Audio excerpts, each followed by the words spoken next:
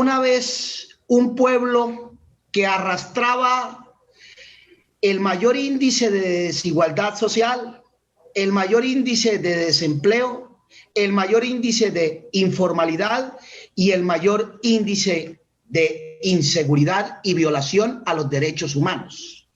Érase una vez un pueblo que también tenía los mayores índices a nivel mundial en corrupción. A ese pueblo el 17 de marzo, como a todo el mundo entero, se le vino la pandemia, se le vino un COVID-19, murieron muchas personas producto de no tener un país estructurado en salud, en educación y no estar preparados de manera oportuna, eficiente, eficaz en la atención médica. Érase una vez un pueblo que en medio de esa pandemia, el gobierno indolente, mentiroso, Pinocho, indiferente, se creó dizque unas reformas a la Constitución política, reformas tributarias, económicas, reforma a la salud, reforma al sistema educativo, en fin. Érase una vez un pueblo que, cansado y mamado de toda esta situación, decidió un 28 de abril salir a marchar, salir a protestar de una manera pacífica, civilista, en cultura, en muestra folclórica y demostrarle al gobierno qué tan equivocado está. Cuando un pueblo se une, está por encima de sus gobernantes y de sus dirigentes. Érase una vez un pueblo que el 28 de abril levantó la bandera Parar para Avanzar. Viva el paro nacional. Érase una vez un pueblo que acudió a su carta magna, a su máxima expresión, a la disciplina contemplada en la Constitución política. Pues bien, mis queridos amigos, el pueblo acudió al artículo 68 de la Constitución política, y regáleme la 1, es tan amable. Y dijo la Constitución política: son mecanismos de participación democrática, son mecanismos de actuar en comunidad.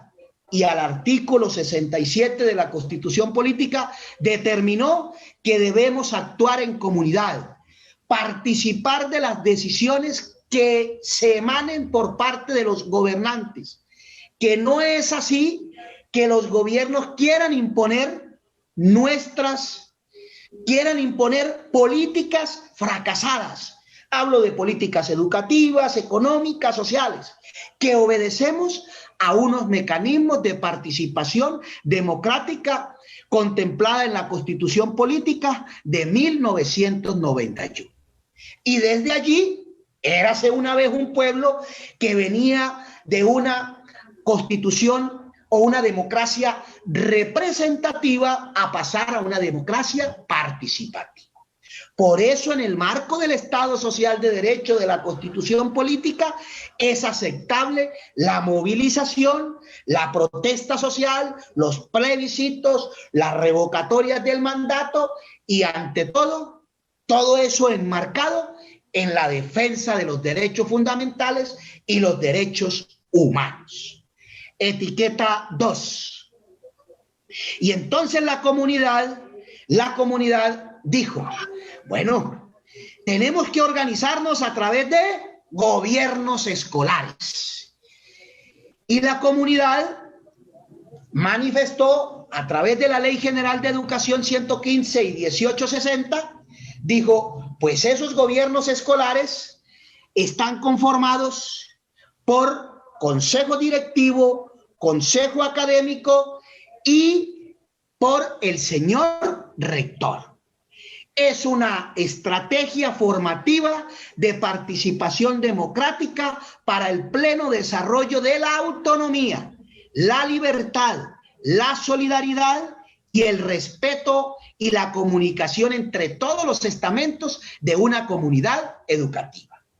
Y entonces nos dijo precisamente la Constitución política, los consejos, pasamos a la segunda. Los consejos directivos son las máximas instancias, la máxima autoridad y son las que tienen su propia gobernanza. Ellos mismos definen su proyecto educativo institucional, ellos mismos definen su proyecto académico y son ellos los que tienen que trascender de acuerdo a su contexto. Toman sus decisiones. Son autoridad. Y entonces esos consejos directivos hay representantes de profesores, estudiantes, cuerpo directivo, exalumnos, padres de familia, sector administrativo, en fin, todos ellos conforman un consejo directivo que deliberan, participan y empiezan a actuar. Por eso la importancia, mis queridos amigos, que ustedes, señores padres de familia, compañeros estudiantes, hagan valer esa herramienta poderosa, constitucional, de Ley General de Educación que nos da la ley y nos da la norma. Y entonces ustedes allá en su contexto elaboran su manual de convivencia, elaboran su proyecto educativo institucional, toman las mejores decisiones. Siguiente. Y una de esas decisiones y una de esas funciones que tiene el consejo directivo es que cuando tengan que tomar decisiones de acuerdo al artículo 144 de la Ley General de Educación, dice una de las principales funciones: tomar las decisiones que afecten el funcionamiento de la institución y que no sean competencia de otra autoridad. Pues ustedes, y aquí me detengo un poco, en esto de la alternancia, en esto de las plantas físicas que está afectando en la calidad de vida, la calidad educativa, la calidad pedagógica, la calidad escolar de cada una de las comunidades educativas, los consejos directivos tienen que pronunciarse y hacerle entender a este gobierno lo mal en que han venido tratando la educación. Érase una vez un pueblo que su gobierno le recortó más de 140 billones de pesos. Por eso tenemos plantas físicas en malas condiciones, no hay administrativos. El padre de familia junto con el docente tiene que ser celador, tiene que ser portero, tiene que ser aseador, etcétera, etcétera, etcétera. Érase una vez un pueblo que su gobierno lo acorraló para empobrecer cada vez más a las instituciones educativas. Siguiente. Igualmente, esa incomunidad dijo, pues los estudiantes tienen que organizarse a través de un personero estudiantil y un consejo estudiantil, siendo este un estamento que acompaña las decisiones del consejo directivo.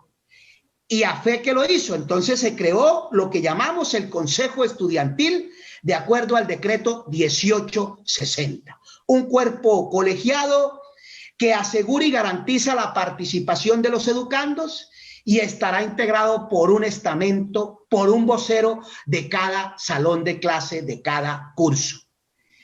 Y ese Consejo Estudiantil tiene que continuar con ese proceso de proyecto educativo institucional y el llamado aquí es a mi querido personero estudiantil que me está escuchando, mi querido estudiante, hacer valer ese consejo estudiantil, a apropiarse de ese consejo estudiantil, a que su representante ante el consejo directivo le pidamos cuentas y le digamos qué es lo que está sucediendo al interior de esos consejos directivos, cuál es la decisión que toma su representante estudiantil al interior de esos consejos directivos.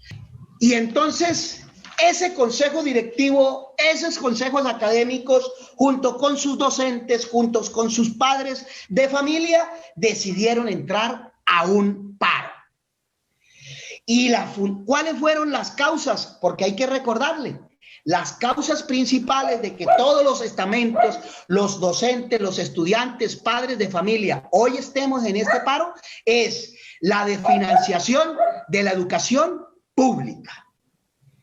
La desfinanciación de la educación pública. Plantas físicas destartaladas, no hay conectividad, no hay virtualidad, y el gobierno le dijo al pueblo, váyase a estudiar en casa, pero no le dio las herramientas, no le dio conectividad, no le dio virtualidad, no le dio herramientas TICs, váyase a trabajar. Y el docente, con sus recursos, le tocó ponerse a tono con nuestra razón de ser, que es el estudiante y que es el padre de familia. Pues el pueblo, mamado, cansado, se organizó y entró en un paro del 28 de abril. Y ese paro de 28 de abril determinó que hemos ganado mucho terreno. ¿Qué hicimos ese 28 de abril? Pues el gobierno, tras de cotudo con paperas, se creó toda una serie de proyectos de ley lesivos para el pueblo colombiano, entre esos la reforma tributaria. El pueblo ganó y se hundió la reforma tributaria. El pueblo ganó y se hundió la reforma a la salud. El pueblo ganó e hizo renunciar al ministro de Hacienda y su equipo económico. El pueblo ganó e hizo renunciar a la canciller. El pueblo ganó y hizo renunciar al consejero de paz, porque se cansó el consejero de paz de seguirle instrucciones del innombrable, un innombrable que a través de todo este proceso confundió al pueblo a través de tuit. En lugar de darle alternativas de solución al pueblo, lo que hizo fue incendiar a través de la guerra y poner a pelear al pueblo contra al mismo pueblo entre nosotros mismos. Y entonces vemos cómo el pueblo, con la policía que es del pueblo, hijo de los trabajadores, de los humildes, se pone a pelear y en guerra con los estudiantes, con los jóvenes, con las indiferentes, con, en fin, etcétera, etcétera. Todo esto no es gratis. Esto es producto de orientaciones soterradas, agazapadas y solapadas. Y el pueblo siguió en paro. Siguiente, el pueblo siguió en paro y continúa en el paro con otros objetivos claros. ¿Qué logramos también con ese paro? Perdón, antes de eso, ¿qué logramos con ese paro? Logramos la unidad, la solidaridad de la clase o solidaridad de clases de todos los sectores sociales. Entonces vemos padres de familia, el mecánico, el latonero, peleando en contra de esa reforma tributaria, peleando a favor de su educación.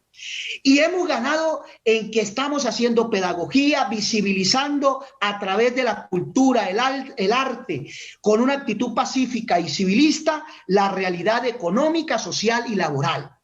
Pues un pueblo cucuteño que ocupa los primeros lugares en desempleo. Tenemos comunidades educativas con desempleo. Tenemos comunidades educativas en el primer lugar en informalidad.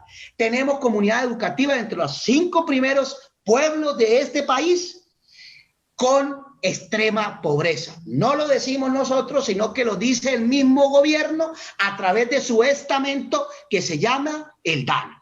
Continuamos.